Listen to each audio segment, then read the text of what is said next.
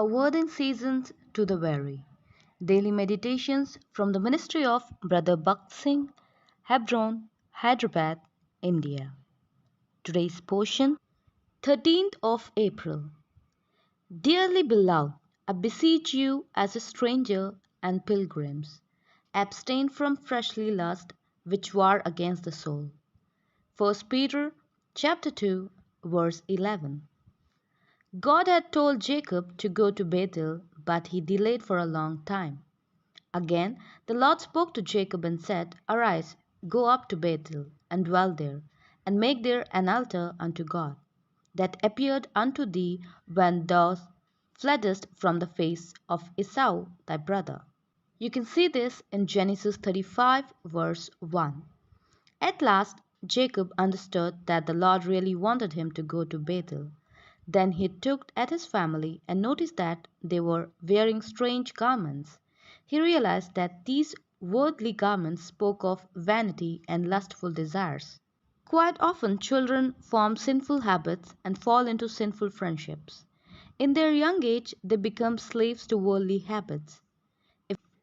If one has discernment, one can easily find this from the garments they wear.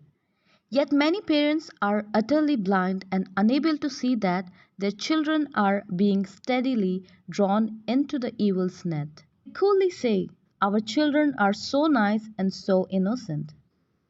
Jacob commanded his household to put away the strange gods and the strange garments and strange jewels. Then he buried them all under an oak tree. Thus, there was a spiritual awakening and revival in Jacob's family.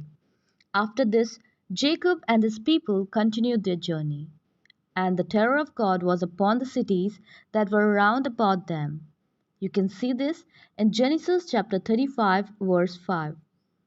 What a change had taken place! Now all the people of the cities round about were afraid of Jacob. They whispered among themselves, They are God's people.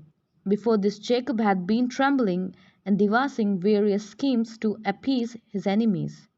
Now it was the other way round, and the people began to tremble at Jacob's approach, and the fear of God fell upon them. After this revival in Jacob's family, God appeared to him again and blessed him. You can see this in Genesis chapter 35, verse 10 to 12. Please obey God fully and do not stop short of Bethel, the house of God. Be aware of all the stubble devices of the enemy to keep you away from the house of God. The Lord wants to keep us under the blessing and protection of the house of God and also help us to take our full share in building the house of God, which is His church.